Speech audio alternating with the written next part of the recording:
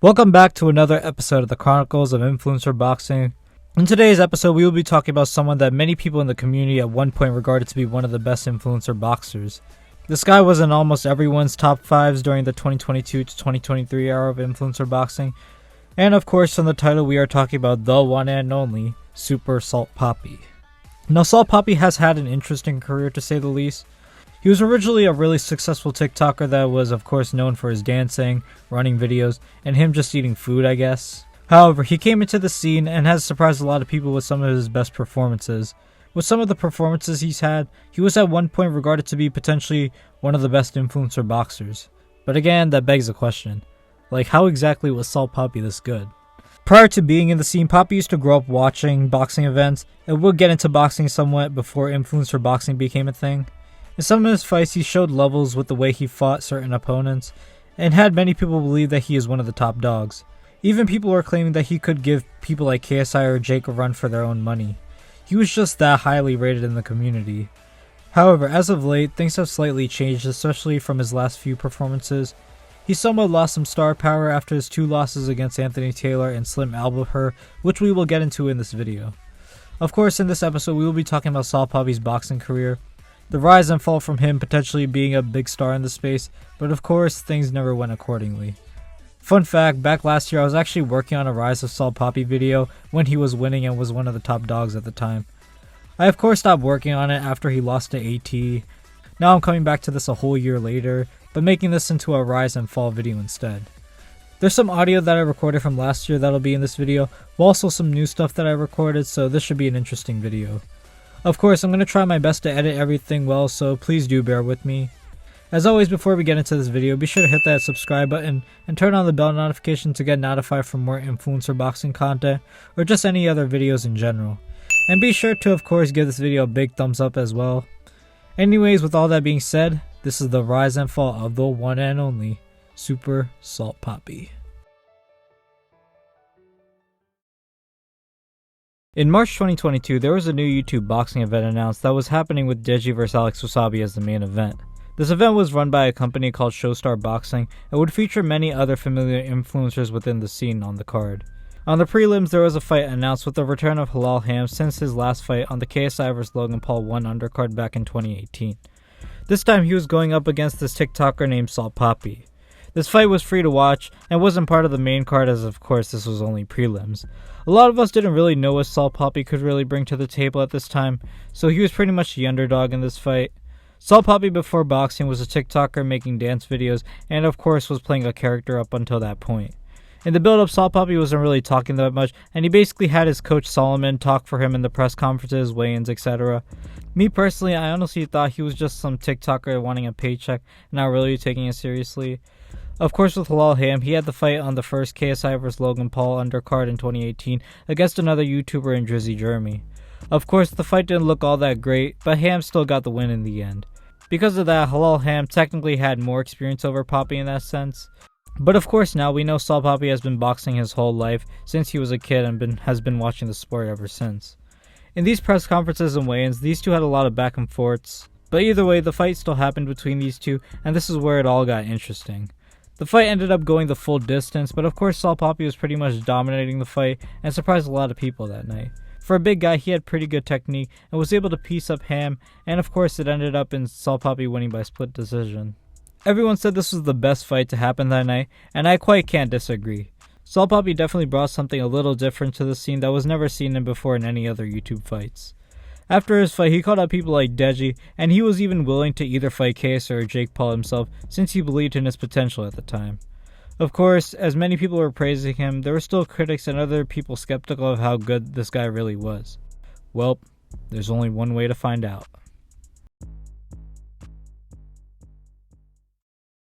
After that Halal Ham fight, Salt Papi became everyone's favorite fighter from that Showstar event. Of course, everyone wanted to see him back in the ring. Eventually it was announced that Salt Papi will be fighting on the very first KSI Misfits boxing card in August of 2022, and his opponent was none other than Andy Worski. At this time people rated Salt Papi, but they didn't really know what he was truly made of. With the Halal Ham fight, he showed some pretty good and high level technique, but it wasn't really all that polished. Of course, Papi only got back into the sport recently at the time and was training for about 5 weeks, up until that fight. But in the end, Saul Papi won that fight, and many people did see Papi's potential within that fight alone. With the Warski fight, I guess Saul Papi had to prove that he could beat a fitter guy. Saul Papi is of course a bigger guy, so of course with this fight we had to see his stamina be tested. Of course the fight happened with Andy Warski, and well, it didn't really last that long, you see. Now, but the fight ended like in 10 seconds with Saul Papi getting a knockdown on Andy Warski. This fight proved that Saul Papi was on a higher level, but to an extent. This was when more people started actually taking Saul Papi a lot more seriously, and really could see him having a competitive fight with the other big influencers like KSI or Jake Paul. Saul Papi did call out people like KSI and Jake after his fight, but of course there were those few people still in doubt on whether Papi is the real deal or not. People wanted to see Saul Papi tested, as he wasn't really tested with his last 2 fights really. Andy Warski of course barely even put up a fight, so it was fair why people thought this way. However, Saul Papi would eventually be able to challenge himself on a later Misfits card, however. In January 2023, the 4th Misfits card was announced. KSI vs Face Temper was the headline fight, of course. On the undercard, of course, Saul Papi would be fighting once again. This time he had an even tougher opponent ahead of him. Saul Papi would be fighting none other than Josh Bruckner. Now with Josh Bruckner, a lot of people didn't really want to fight him as he was supposedly on a higher level than the other influencers. He also had an MMA background, so he was considered a professional fighter compared to everyone else. No one really wanted the smoke with Josh Bruckner, to be honest. So Josh couldn't really get any fights since his fight with Tyler Smith on the KSI vs Logan Paul 2 undercard. However, he would fight another influencer in Chase Demore on the 3rd Misfits card in Austin, Texas, and he of course would win that fight. But either way, no one really wanted the smoke with Josh until, well, Saul Papi took this fight with Josh Bruckner to prove that he's on a higher level within this influencer boxing space. If he won this fight, he knew he'd be worthy to get either a KSI or Jake Paul fight and possibly become the top influencer boxer ever. So the fight got confirmed as a 3rd fight before the main event, which was, as we know, KSI vs Face Temper. Can Saul Papi be able to get through Josh Bruckner, or is he just overrated? With Saul Papi's previous opponents, he couldn't really show much of his actual ability because they weren't really at that high level. And Saul Papi being new to the scene, people were a bit skeptical about his actual ability. Will he be able to deal with a fit, legitimate professional fighter? This fight began with Saul Papi and Josh Bruckner. Saul Papi was able to show more of his ability and technique in this fight. Saul Papi was showing how he was on an even higher level than Josh in the fight, by making it look like easy work and somewhat toying with him. The fight went on for 2 rounds until Saul Papi knocked Josh down. The fight ended there and Saul Papi came out with the victory. Papi really proved himself that night and called out people like King Kenny, KSI, Jake Paul, and more for a fight. After this fight, Saul Papi pretty much entered many people's top 5 pound for pound influencer boxing lists. This fight really solidified his name, to be honest. Hell, even most of the pro boxing scene even took notice to Saul Papi's performance, even having people like Manny Pacquiao DMing him and rating his performance. Also, Eddie Hearn himself even rated him and wanted to turn him pro. Misfits 07 got announced and headlining the event would be KSI vs Joe Fournier. After the Bruckner fight, the hype for Saul Papi was at an all-time high. There were many people that even believed Saul Papi could even beat the top dogs like KSI and Jake Paul. But ultimately, Saul Papi needed a real challenge to really prove his worth. On the undercard of Misfits 07, Saul Papi would be facing none other than Anthony Pretty Boy Taylor. If you're not familiar with Anthony Taylor, he was a professional MMA fighter that fought in Bellator a while back and then transitioned to boxing a couple of years ago. AT has shared the ring with professional fighters like Tommy Fury, Chris Avila, Idris Virgo, and such. Despite losing to most of them, AT still lasted all the rounds with them and has never been knocked down. However, AT has also been in the ring with influencers like Ryan Taylor, Ashley Raksu, and beat all of them and showed that he is on a higher level despite his record at the time. This fight was really good for Saul Papi. If Saul Papi could knock out Anthony, who's been never knocked out ever, this would definitely make Papi more worthy of a KSI or even a Jake Paul fight. Before this fight, a lot of people had Saul Papi winning as they believed in his potential at the time. Even me, I kinda thought Saul Papi would even beat AT, but I somewhat knew it would still be a little competitive. This fight was announced for the undercard, and there was also some controversy on the fight only being 3 rounds. Many people wanted to see more rounds, but there were some other reasons as to why they chose to stick to only 3 rounds. KSI was even clowning on Saul Papi because of this, and he even gave him the nickname 3-Round Papi, and everyone else also got onto Papi as well and started calling him 3-Round Papi. Ironically, the 3 rounds didn't really end up working in Saul Papi's favor. The fight went along, Saul Papi vs Anthony Taylor. Would Papi be able to knock out AT and take a win within those 3 rounds? The fight happened, and well, things didn't go quite as planned. AT was pretty much dominating most of the fight, and Saul Papi kinda got exposed. The fight consisted of basically AT hugging and clinching a lot. Saul Papi wasn't able to fight off the clinching from AT, which cost him the fight. He even got a little too careless, and we kind of saw that his defense wasn't really there and it wasn't really that good, and this would be a really big problem even later on. I mean, we all kind of knew this would be a big challenge for Saul Papi, but honestly the 3 rounds didn't really work in his favor. I personally think that if this fight went for a little longer, it would have been a little different. Could have been a draw, but then again, I still feel like AT would somehow win, no matter how many rounds it would be. Either way, AT still got the win, and he was even willing to do a rematch with Saul Papi, main event in the Philippines. It was still a good fight. AT winning this fight brought more hype towards him, and now he had a better chance at getting that KSI fight like he's been wanting for a while. I'd definitely like to see a rematch between Saul and AT sometime in the future. That's unless if there's more rounds and we get a way better Saul Papi. Things will be a lot more interesting. Saul Papi would later on in the year call out Slim to fight on the Prime card that was headlined with KSI vs Tommy Fury, set to be one of the biggest influencer boxing events. Some of what I talk about in this video from here on out could be a repeat of that last Slim video I recently did.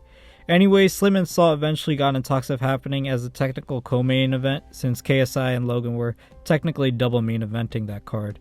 The Misfits Small Council voted for Saul Papi vs Slim to happen, in which that's the fight that's required to happen if either of them decide to fight on this card. However, there are some negotiation issues and Slim wanted more money to fight. Eventually, there was this whole back and forth between KSI, Mams, and Slim on Twitter. This fight was said to not be happening as Slim wouldn't accept their terms, so they tried finding Saul Papi a new opponent. Saul was still eager to fight no matter what. There were rumors that Blueface instead would face Saul Papi. Ironically, Blueface got into some controversy where he stabbed someone in the gym, so he was obviously taken off the card once again. Oh, how history repeats itself. So we didn't really know who would take place to fight Saul Papi on the Prime card. Misfits 09 happened a few weeks before the Prime card.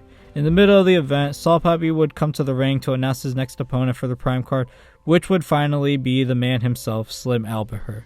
Slim would finally accept to fight Papi, and the fans would get their hopes up for now this being one of the best influencer boxing events since the early days. Slim and Saul had their face-off and signed a prop contract in front of the whole arena. Since the AT fight, Saul has lost a lot of weight and was now fighting in the 160-pound middleweight category, the same category Slim wanted to fight in. Slim would be in the best shape too, and improve his skills as well. Again, this was a friendly competition type fight. Slim and Saul were still friends, but this was a fight that was destined to happen. Saul had an insane transformation, and many believed Saul would redeem himself and beat the Hitman, since many people at the time didn't rate Slim, especially after his last performance. Either way, the fight begins. Slim and Saul go at it for 4 rounds. Now this fight was really interesting. Saul Papi was winning the first few rounds actually and didn't look all that bad, but unfortunately he might have gotten a little too careless like he did in the AT fight. He got a little too comfortable and thought he would be able to beat Slim and get that redemption. Slim stayed composed and was able to capitalize on Saul Papi's weaknesses. In the 4th round, Slim catches Papi and knocks him out on his back. Saul Papi was still willing to continue despite getting knocked out. Now we see Slim picking up the pace for this fight, as eventually Slim would get Saul Papi on the ropes, and Saul would end up losing the fight via TKO. Slim won of course, and Saul now had 2 losses back to back now. This was a pretty bad look for Saul Papi, especially for most of the fans who actually believed in him. However, it seems like the loss didn't really bother Papi, as he even said that he realized he got a little too careless in there and was willing to still redeem himself. So yeah, 2023 was definitely an interesting year for Papi, starting off the year having the most hype, to then ending off the year having 2 back-to-back losses. And I do feel like that it's not completely over for Saul, as he does still have a lot of potential. He was even almost winning some rounds until he got too careless, which cost him the fight. If he works on those issues, I think he could definitely redeem himself and climb back to the top, but again, we'll just have to see what happens next for him. Saul Papi has had an interesting boxing career, from being one of the top dogs and winning, to then unfortunately losing to Anthony Taylor and Slim. However, this isn't the end for Saul Papi. In my opinion, there's a possibility he can still come back. These losses shouldn't be that looked down upon, and in my opinion, I still feel like Saul Papi definitely brings some trouble to other influencers in the scene. Depending on who he fights next, hopefully he gets that redemption win eventually, and there are still potential opponents for Saul Papi, at least within the influencer scene. In my opinion, Ashley Raxu or King Kenny are good ones. I'd say Ashley Raxu is the best option, as he's coming off a win against Kenny, Halal and went the distance with OJ Rose. Salt of course came off a loss to Anthony Taylor and Slim, so this fight makes the most sense right now. But again, we'll just have to see what happens. Thank you guys for watching this episode of the Chronicles of Influencer Boxing. Again, I did 2 other episodes on Deji and Slim, so if you want to check those out, I'll leave a link to the playlist in the description. As always, suggest other influencers you want to see on another episode of this series in the comments below. And of course, you can suggest other short video topics as well. Thank you guys for everything, and I am Mega Shadow, signing out. Goodbye!